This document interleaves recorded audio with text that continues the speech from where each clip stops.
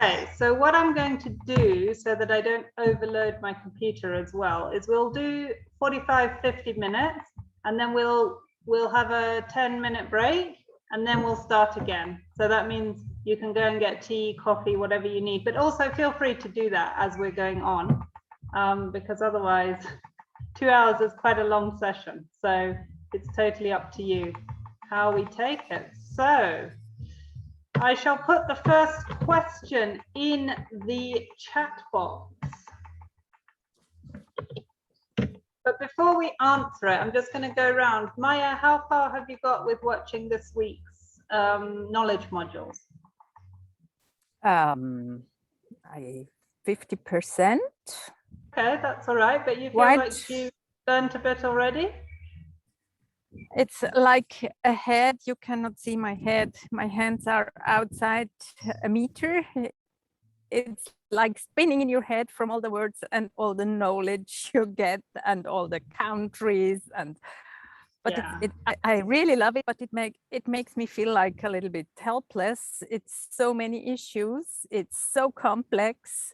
So yeah, standing there and saying, oh, where would you start? Yeah, and that's the biggest question of all. Lisa, how do you feel? You've watched all the way to the end now, haven't you? Yeah, I actually caught up. I did a binge. This is a lot more work than your other classes that I've taken. Yeah. That's for sure. I was like, whoa. Yeah, no, I think it's been great. It's really interesting, and I'm excited to kind of talk it through because I usually don't have anybody to talk to about this stuff. So. Right, Cornelia? Yeah, I got through 3 of the videos and I was planning to do the 4th one before this session, but as I said, I was a bit late with the dogs, so you know. That's all right. So Ricky? Yeah, kind of the same. I got through, I think it's 2 or 3 of them. I didn't finish yet. I was gonna finish this weekend because I ended up watching all those YouTube videos on Africa. Did you? So that took all the time out from the knowledge models. I know, but they were quite good, actually. They were mesmerizing, man. But that quiz was a little rough. That was a lot of details to remember. I'm like, oh my god. That's why it was voluntary. You didn't have to do it, Lisa. It was totally voluntary. Oh, it was? Yeah. You don't have to do it. I just did that for fun. Oh, okay. Well, I thought I had to do it, but I used Google, so it's okay. I kind of, as I was watching it, I was kind of peeking at the quiz where I would need to be because it kind of follows along. There's a lot of information, like Naya was saying. A lot of detail, a lot of countries. Yeah. And it's just to really kind of bring home to you how incredibly different Africa is across every country. And it also depends hugely on who colonized them, as to what languages they speak. Even let me tell you something. If you're into bread, don't ever come to a British colony like Kenya, because they have no idea how to cook bread. You know, they literally have no idea. So that's funny. Yeah, well, it's just so different. And in fact, I'm going to write in the comments box at the end a book that I want you all to get hold of, and it's absolutely nothing to do with conservation, but all that it encompasses really covers conservation. In fact, for me, it's inspirational, and I've read it maybe 4 or 5 times. And if I could achieve a dream in life, would to be a write a book like that. And I want you to read it and really think about how it really reflects all the conservation issues. So, but that's not part of the course. That's totally voluntary because there's a hell of a lot going on. So I will send that to you at the end. Yes, Lisa. Oh, what's it called? I have to look it up. It's got some funky name like HIV, governments, and brothels. So I have to just get the right name for you because it's really good.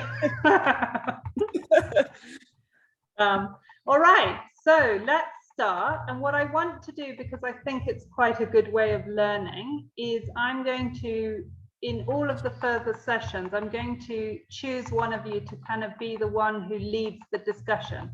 Not necessarily leads, but you need to give everyone a voice, and you need to ask leading questions, and you need to make sure that all sorts of ideas are going to be covered. So I will come in on it, but it's a good way for you to sort of bring out questions that you have. So I think maybe Lisa, you're in the top right of my screen. Do you want to lead this first hour? 6 a.m. man. Okay. I guess I can start off the discussion at least, maybe. Okay, well, otherwise we can get Cornelia to start and you can do the second hour. Sure, I'll do that. All right, Cornelia. Sorry, Mila. Great. I was not prepared for that, but we'll figure it out. It's fine. So I think you already gave us our first question. So let's start with discussing why do communities matter in conservation? Does anybody want to start the discussion? Lisa, you want to go, so why don't you start? From my experience, and a lot of what we're covering is that a lot of the communities are adjacent or very integrated with the areas that need conservation. So they kind of can make or break whether the conservation initiatives work based on, they're the ones, if there's rhinos, they're the ones that can keep the rhinos alive or choose to kill them. They're also the ones that can choose to have their livestock graze in the protected lands or not. So they have a lot of sway over basically what happens to the land and the animals within it. So if they're not on board, or if they don't get it, or if their needs are not met, I think it's really about their needs and understanding their what they want and need and trying to meet it to give them incentive not to, or to want to protect it. But can we achieve the wants and the needs every time? No. And I think a lot of times we don't realize, we don't understand what the wants and needs are. I think it seems like a lot of times we put our Western ideas of wants and needs, what as a Westerner we would want and need, which isn't necessarily what they want and need. And one more thing, I also think that as you were just saying, how every country is so vastly different, I think the same is true of each community. And I was really interested in that. I think it was the last video that had all of the different sort of rankings of the countries of, how they deal with leadership and individual versus collective. I thought that was like one of the most fascinating things I've seen as far as a way to sort of categorize and really look at how to impact the behavior of local communities and how different it is in each one with their histories. Yeah, for those of you who haven't got there yet, I find it incredibly fascinating, and it's Hosford's 6D measurement of cultures, and it basically looks at how does your culture take on a plan. So if you're going to initiate a conservation initiative, how would you judge the culture of the community according to these 6 dimensions? So hopefully we'll be able to bring that in the next discussion next Tuesday, because it really is quite fascinating. Right. So thinking about the different cultures, how would you suggest to find out what the people need in the community that you're looking at? Does anybody have any ideas on that? I would ask them. Not Okay, only so one person. So that's a really good one, Maya. That's social data collection. But how do you go about doing that ethically? Like, how do you decide? I mean, it's all very well to go and ask people what do they want and what do they need, but how do you know they're going to, one, tell you the truth? And does it affect whether it's an election year or not an election year? And does it affect if you come partnered with the government or not? And do you call that formal or informal contact? As much of all as possible. I think it's not one person you can ask, but you need to ask many. And I am a large group facilitator. So tonight I thought about how could you do a large group, a future search or something in African communities? Would it be a possibility to invite them, to invite leaders to do something like that or not? I don't know. But talk with them would be my key to the thing. Okay, so one of the things that we are going to come to, which for me is quite important, but it's a really tricky subject. And for the first time ever this year, the World Bank is including it in some of its discussions, is faith in conservation.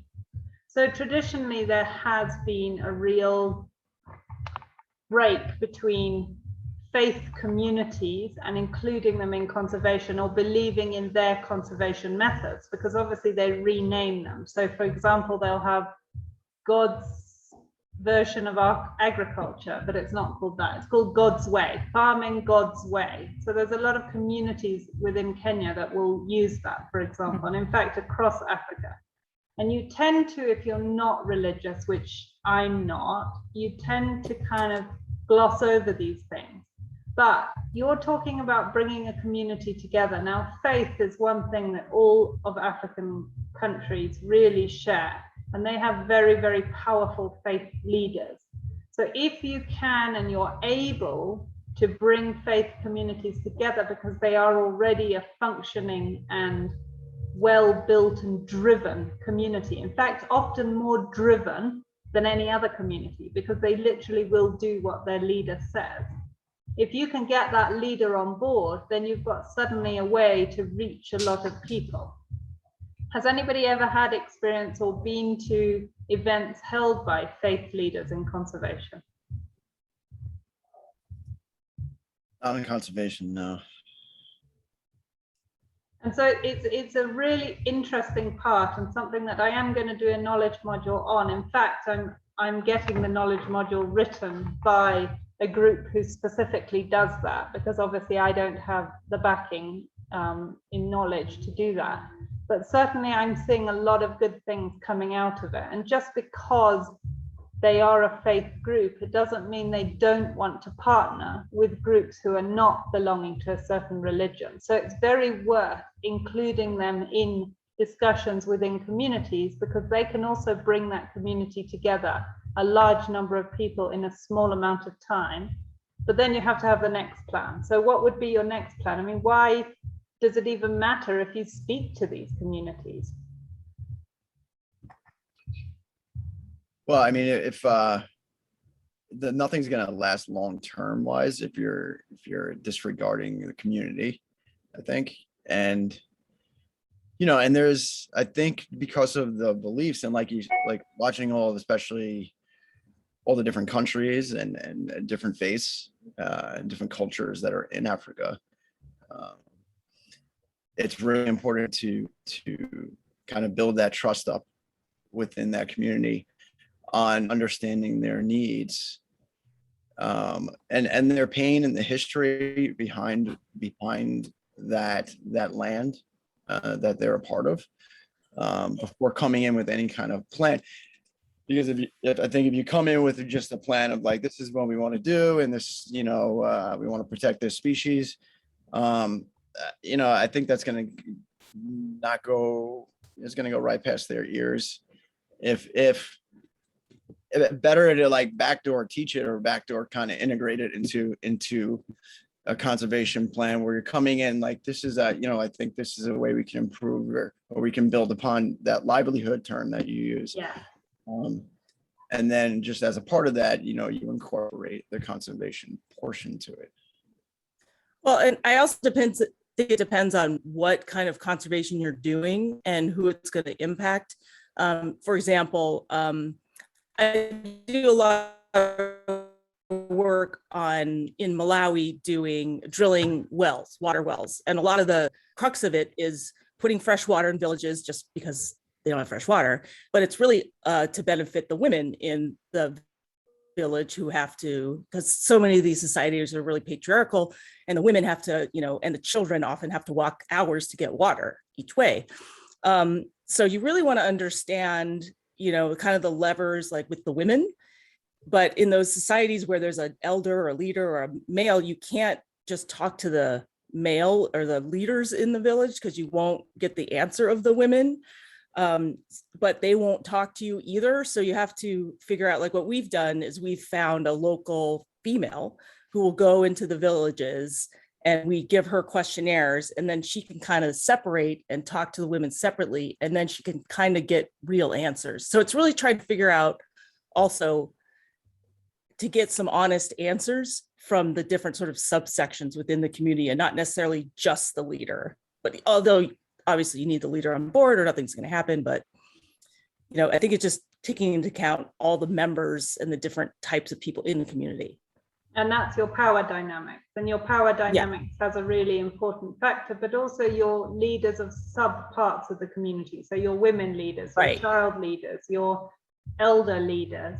And then also, and I'm going to have any of you, or are any of you sort of following the Freakonomics podcast or the Freakonomics book? Oh, I love it. Yeah. So now one of the things, for example, that they cover, which is super interesting, and in fact, I've seen this happen in Kenya, is people who put in water wells for the Samburu. Now, the Samburu are traditionally pastoral, so they herd their animals and they move with the seasons, but suddenly now they have water all the time. So now there's incredible desertification all around that water well because they're not moving. So now they're like, bring us money to sort out our desertification, please, or give us food aid. We have no food. So how do you decide, okay, they might matter to conservation, these communities, but how do you stop them creating another problem for conservation by provisioning them with something like boreholes?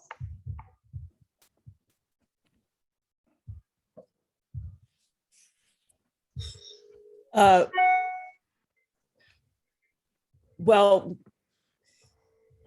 I think that's where conservation planning is really interesting.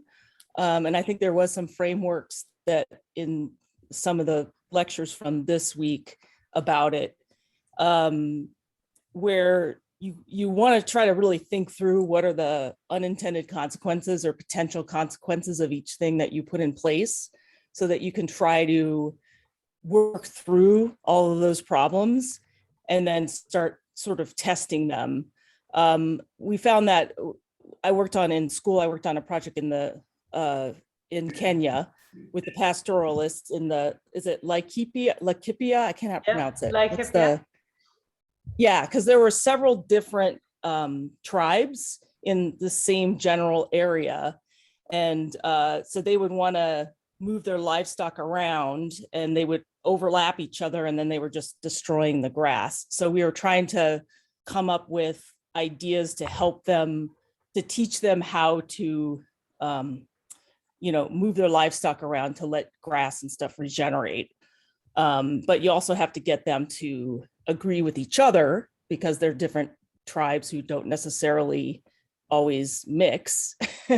So we were trying to come up with all sorts of ways to kind of teach them how to do that. So I think it's, I don't know how that worked out because my project ended and I haven't followed up, but so I think it's kind of capacity building and giving them the tool, try to identify what could happen and what is likely to happen, and then try to identify other ways to build, potential solutions to those, and trying them and just kind of working them through a model. I mean, then you have to try them, but I think that's a start. So how do you think about, remember we spoke about the participating communities and the non-participatory communities, and those might be people who don't even really want to, maybe they work out there, but they don't particularly consider themselves part of the community. For an example, with your groups in Laikipia, like when all that land trouble was happening, we came across this guy with sort of 1,500 cattle, and he was invading one of the farms, and to try and talk to him to get him off the land. And he was like, but these cattle are not mine, they belong to my brother who lives in Belgium, but he invests in cattle for his retirement, and he hires his illiterate cousins to herd the cows. He won't give them money to go to school, because if he does that, who's going to look after his cows? So now this cousin in Belgium who's got 1,500 cows is surely a non-participating community member who's affecting conservation. So how do you start to engage people like that?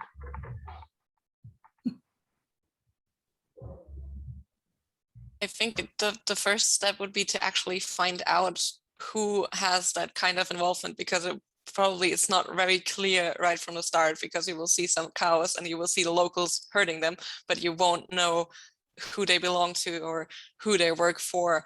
So I think it goes back to doing like social research in the beginning and just trying to understand the social ecosystem of the community and everybody that's involved with them, and trying to figure out who needs to be considered and who needs to be brought in, and if there's an option to bring them in, or if there's some way that you can work around not being able to bring them in, and just include that in your plans right from the beginning, so that you don't start doing a lot of things and then figure out later that it might not be possible. And also, I thought the idea with using models, I thought that is a really interesting point as well, because there's so much stuff that we can now model and have AI try to like guess how things could go, and you could play around with different variables and try and figure out what our different options are, and maybe that shows something that you might not have been aware of before you started looking at models as well. Yeah, no, that's exactly true. And with your AI background, Cornelia, you've got all of that. Ricky, Maya, anything to add here? No, I mean, I like what she's saying. I think technology can be used as a positive for things like that, for sure, where taking in all that information, you know, just in the human brain or whatever, it might be a little bit too much data to handle. And you know, planning ahead for the variables, and having those different solutions at hand. Yeah, I mean, I think tech is a big thing moving forward with those things, for sure. Well, I think you raise a really good, very naughty question, Holly, on that one, because that is something you can't really predict, is, you know, this wayward guy who has this ton of cattle. And I mean, I love data and I'm a big nerd about that, but data is a tool and only goes so far. But like the human element of this dude who's in Belgium, I don't know how I would approach that. Do you have any example of what kind of approaches they tried with this guy? Well, I mean, no, I don't, but I have an idea, like if we're going to be talking about communities and how they matter to conservation, we as the outside entity also form a community, right? So it is also up for us to have a platform on which we're listing these things that might affect a conservation program. So really we should have a database of everybody who's doing community conservation, what is affecting them. So this as an example, an outside foreign national owning cows, affecting not only the conservation of the area, but also the power dynamic, because he is specifically not allowing his money to be spent on educating his cousins, because he needs cattle herders. And to be a cattle herder, you kind of need to be illiterate. Otherwise, you're going to stand there all day and, you know, have a very low boredom threshold and not get through it. So we as a community are also not doing enough to help each other through and identify these issues before they come up. Because if you could go to a database and say, okay, run through them and say, have I thought about that? Oh my goodness, I have not included that question in my social data collection. Is there any cousins, brothers, uncles who have a foreign passport who own livestock in this area? Right? Because suddenly you're knowing to ask the right questions, because if you don't ask the right questions, you won't get the answers to even begin your conservation initiative, right? Yeah, I mean, go ahead. Sorry. No, I've been talking too much. Please go. Maya. Are there any regulation about cattle holding in Kenya? Laws? Nothing. Nothing. And I'll give you an example of some of the things that are quite frustrating. So if you go up into northern Kenya, and we have a big sort of, I don't want to use the word issue, but as you will see in this conservation course, there's a lot of words I trip over as well, and I, you know, struggle to use in the right way. So I'm going to say issue, but I'm not sure. But, you know, ever since the borders were drawn, we have a whole Somali community that do not identify as being Kenyan, but they're not within the boundaries of Somalia. Now they herd camels. Now each camel is worth sometimes up to 2,000 pounds, depending on the quality of the camel. So I can go up there in my, you know, available safari car, and I'm on safari, and I'll meet a Somali herder with, you know, 700 camels. So he's got more money than I can ever dream of having at this current point in my life. But along come the aid agencies who say, oh my goodness, have you seen this Somali? He's living in this hut and it doesn't even have a proper chimney, and he's getting carbon monoxide poisoning. And, you know, traditionally, those Somalis used to sell a camel, and that would afford their wife in hospital or their kids' school fees. But now all these aid agencies give free school fees, they give free access to healthcare, and then they even provide food in a time of drought, despite the fact you can eat your camels, but they don't want to kill them before, because they're obviously worth money. So now that Somali has absolutely no reason to sell any camels. So now we're getting desertification because the camels are eating too much. So, you know, you've got all these do-gooders, and I do use that in a derogatory form, because you have to understand your impacts. You cannot go in there and think that you're doing the best thing if you haven't done as much of a social data collection and model assessment as you would if you're running a conservation-driven initiative, right? Yeah, I think there's a bunch of things about dead aid and things like that. And one of the things is like the whole Tom's shoe situation, where, you know, that you think you're doing well, but the unintended consequences then that people just expect the handout and they don't want to solve the problem, or they expect, well, the Westerner will solve the problem. I know that some comes up a lot too. So it's interesting how by not, you know, that whole teach a man to fish thing, if you just solve the problem or give things, then they don't have the incentive to also try to work to make it better for themselves. And then it comes to me, you know, what is the root cause of all of this is human population growth. So surely every single organization, be it a humanitarian NGO, be it a conservation organization, needs to have a family planning, but maybe that's not the word you've got to call it, but it's got to have a family planning initiative that runs side by side, because, and this is what I'm going to send it now in the chat box, and this is why I want you to read it. You know, it's basically about HIV and how HIV has been made into a development issue, that, hey, you know, HIV happens in poor, underdeveloped communities. No, hold on, she says. HIV is caused by drugs and sex. So let's just acknowledge the fact and deal with it. So all of our issues in conservation are caused by population growth. So unless we're going to deal with it, where are we going? Well, but how do you deal with it when it's such a cultural situation with, you know, not believing in birth control and all, and, you know, multiple wives and things like that? How do you approach that, especially when you can't always get to the women who, you know, obviously you really got to get them on the birth control because the men don't want to. But I don't know, how do you approach a cultural belief? Right. So does anybody have any ideas on that? And think about how we've said you approach conservation. What about if you approach it from a livelihood point of view? You don't even mention the word conservation. So how are you going to approach family planning without mentioning family planning? So what I mean, I don't, sorry, I've been having internet issues, so I'm not even trying the video because I think it'll boot me. Okay.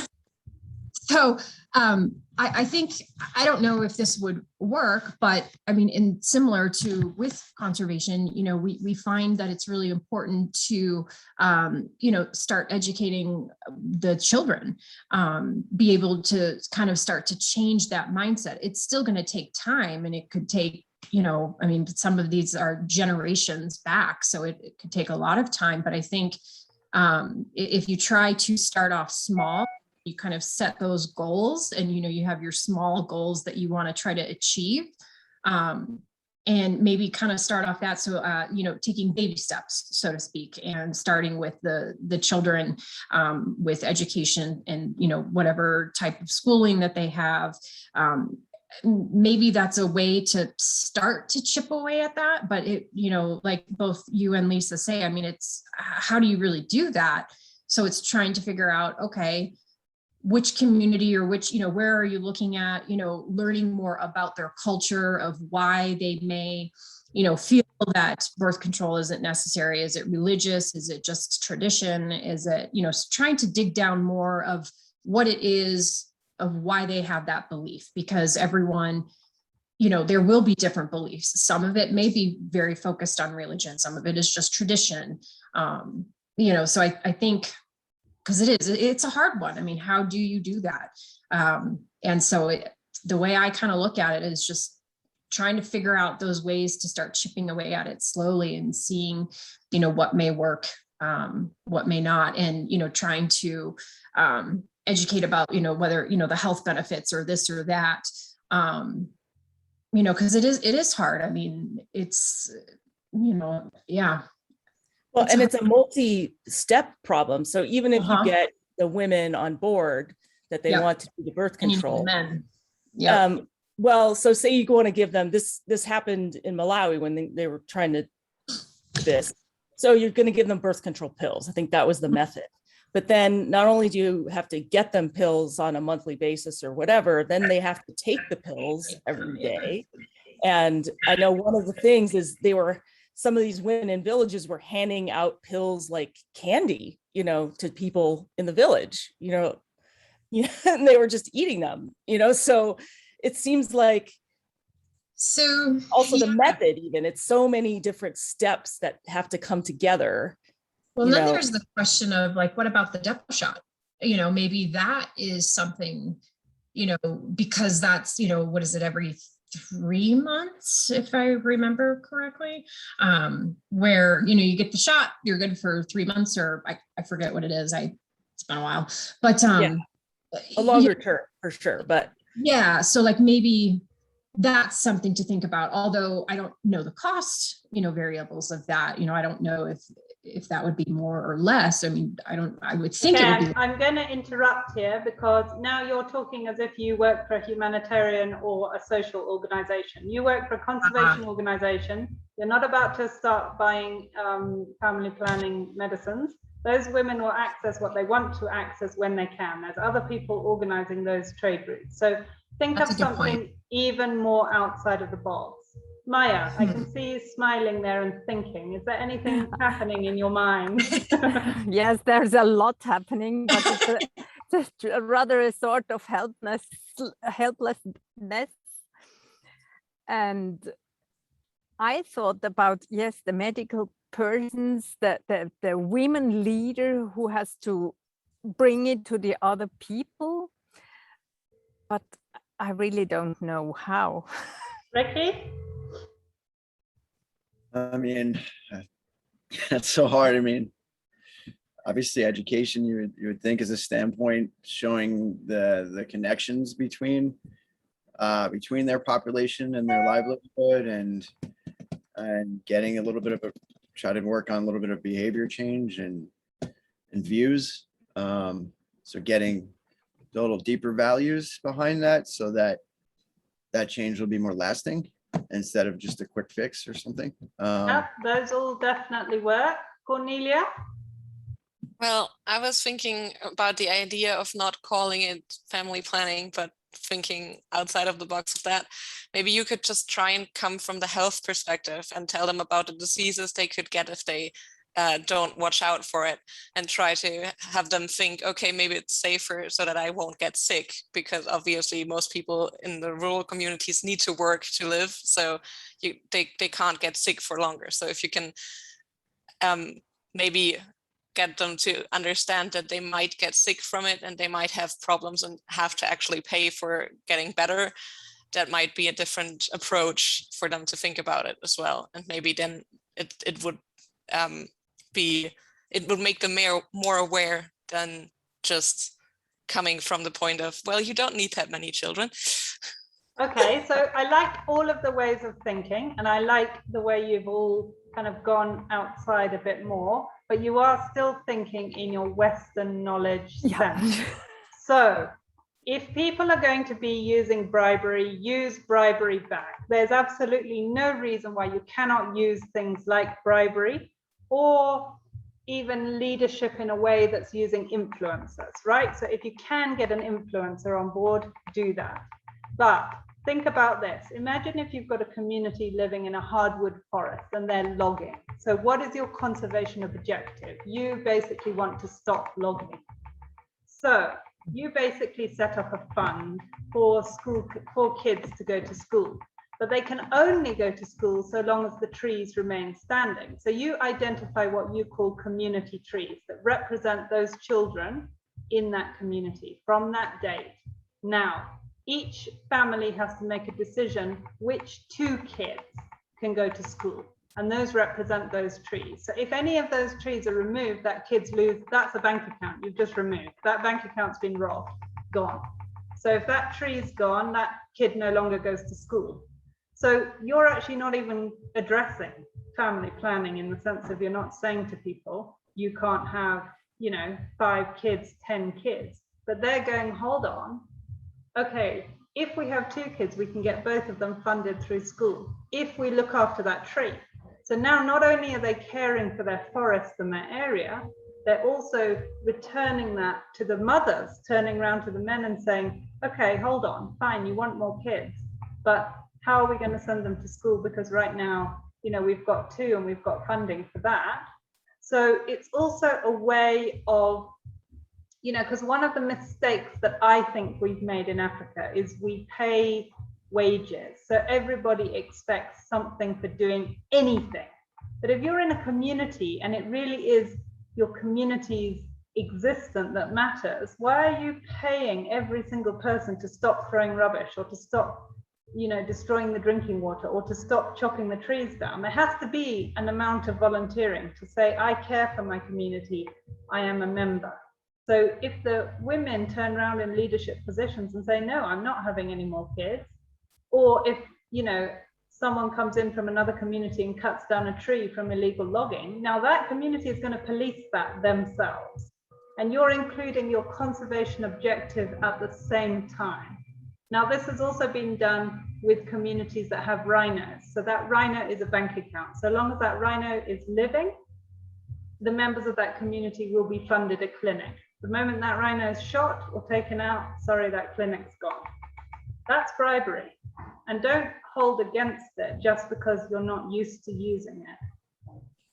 What do you do? Does it happen a lot? I imagine it does so that seems like a really amazing idea, right? And so say you put that into place, but then there seems like there's so many other NGOs and stuff that will come in and give a free school or a free clinic.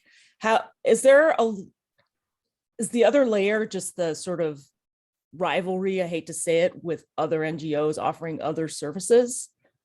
Okay, I'm going to hang tight on that because I'm going to link, this is the second question. How do communities, money and conservation fit together? Because I feel what you're asking almost links to that, right? So, yeah, okay. I guess that's my topic for the next hour, so I can wait, right? Since I'm supposed to do that one. Well, I think we were actually supposed to only do half an hour for each question. We've gone a bit over, but anyway, if we don't finish so then I just started the discussion. Yeah, anyway. So you continue. So ask us again, but reframe your question around that question.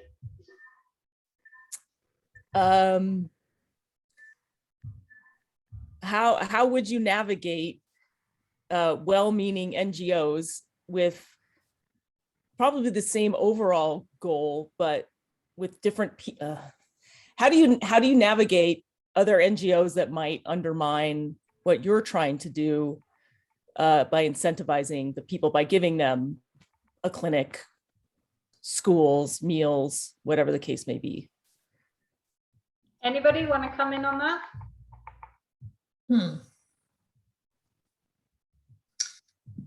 I'm trying to think. How do you undermine?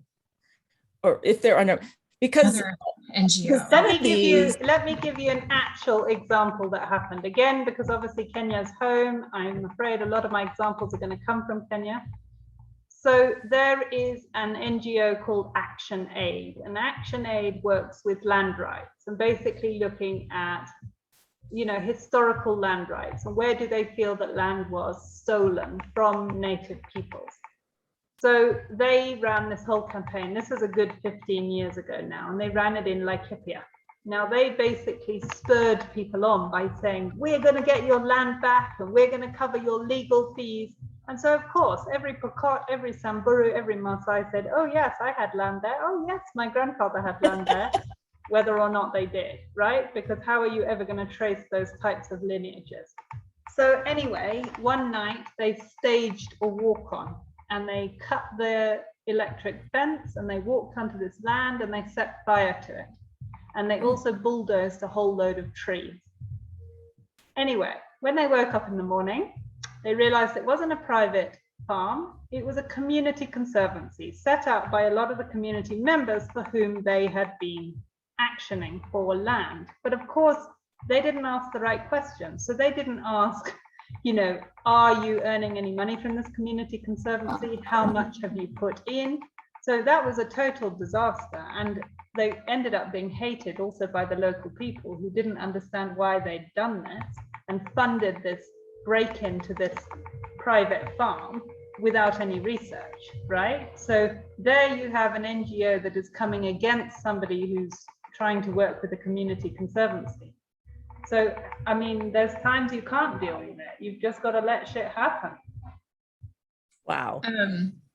So that seems a very extreme example. That they just, I mean, I understand, like, if you want to undermine another NPO, I just didn't think that like people would think about being that extreme. My goodness, Katrina, I'll let you finish your story, but if I can even begin on the extreme examples, I mean, different conservationists digging up each other's trees because they don't think that that's a good idea. People who are putting in water wells, and I'm afraid, sadly, there's a lot of the Catholic missionary groups that go around cutting water pipes and destroying infrastructure that's put in by the Protestant church. So let me tell you, it is serious. That's crazy. Like, I mean, I get like wanting to undermine, but there, like, to me, there's a difference between undermining and destroying and stuff. But I mean, I guess, if that's what, I guess maybe that's my Western way of thinking, you know, where to me, I wouldn't think that that would be appropriate. You know, I mean, I'm about wanting to work together. Where obviously. But are you sure, Katrina, because a Western view of communities, money and conservation, link those for me in the US. That what? I'm sorry, I didn't hear that last part. What was it? Link communities, money and conservation for me in the US and think about what's been done. Yeah, that's true. That's a very interesting question. Well, and I think, go ahead. Is there a way, I mean, obviously, like politics are going to come into play. Is there, I don't know the politics in Africa. And obviously, there's quite a bit going on there. And there's quite a bit probably corruption, you know, just like anywhere. And I don't know. It's such a hard issue and it's so depressing too. When there's money, there's bees to the money pot. And how do you control those bees? You need some sort of, excuse me for being unenvironmentally conscious, you need some sort of pesticide to kill off the bees that are coming to the money. So how do you do that? I mean, you know, what this is again, where we have different places for different people in conservation, because legal ethics are important. Do we have an ethics board who works with communities in conservation across Africa? No. Is there one in each country? Not in most countries. So there's a place for these things to happen and work, but how do you get, you know, and you're not now dealing with just conservation communities, because that community might also have a desire to be involved in the honey industry, right? So let me tell you another thing that's been happening. This drive for honey and the world demand for honey means that loads of community groups are being set up with hives to, you know, to get honey, and that's wonderful. But where are they putting the hives? In the only big trees that are left, because the big trees have all been cut down. Who nests in the big trees? Raptors. Now the raptors can't nest there because the bees are too dangerous. So we have declining raptor population. So where are you linking the money in the community and the conservancy and the conservation?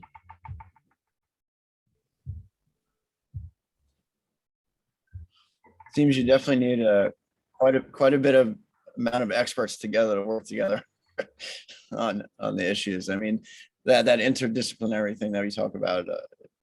I mean, I think without it, there's no success to be had. But yeah, I'm thinking like you're saying, like political, like an overseeing board, or something that. But I know it doesn't usually work here in the United States because you have enough issues with the U.S. Fish and Wildlife Service, the BLM, and the state board. Like just them, they can't even get an agreement. So it's like, you know, it's a hard issue. Maya? I think basis for everything is money. Without money, nothing. And the question is how to spend the money and how to get the objectives you want to achieve out with the money. Can you just create jobs and pay people? And it's the same as you already said, Holly. Why do they have to be paid for everything? And who do you choose for these jobs? So I don't know. And this is why I really, if you have time, please read that book, The Wisdom of Pause. Yeah. It is really fascinating how you can link so much of it to the issues we have in conservation and the way we talk about conservation. Because again, for me, it comes back to family planning. All of these issues are going to continue in the long term. So our money needs to be working primarily for family planning, and then we can start dealing with conservation issues. But we've got to have smart, out of the box thinking to make sure conservation is almost, what do you say when you take a medicine and it gives you a side effect? So conservation is a side effect of everything else. I mean, that's truly getting to the root cause, the family planning, and that's really smart. So when you talk about like the family planning, would that, I mean, so does that also, would that include, or would it be separate? Because, you know, obviously there's a lot of conservation issues and concerns around traditional medicines. So do you have that as part of family planning, or is that separate? Do you treat them separately? So you mean traditional medicine for family planning? Yes. So like, for example, if I remember correctly, the Lake Titicaca frog, if I'm remembering it correctly, in Peru, it is believed that they can help men get it up, so to speak. Yeah, but I think, Katrina, that is, you know, anything that's not causing harm and is not going against the conservation objective, leave it in there. There's no point in wasting your time and your energy to bring up things that counteract a community that they find dear. If they want to lick frogs to, you know, get better sex, well, then go for it. It doesn't affect the logging or, you know, the species snaring and poaching. So that's kind of, I mean, I guess they've nicked that frog, but you know. Yeah, they're like drinking the frog. It's weird. But yeah, I think that doesn't really, you know, that's again, where do you decide to direct your money? Okay. Yeah. So, all right. That makes sense. So figuring out where to put all your bang for your buck, so to speak, focus all your energies. Okay. Right, guys, we're going to call it that. We haven't got through all the questions, but that's fine. I'll pull them over to the next week. And our next one is our complex scenario for the next hour. So Lisa, you can lead us through that, but I'm going to stop the recording and then we'll have a break, and then we'll come back. All right. Do we stay logged in? We just take a break? Yeah, I think, no, let's log in again, because I don't know if I stop the recording, how will it, Cornelia, answer me the Zoom. If I stop the recording,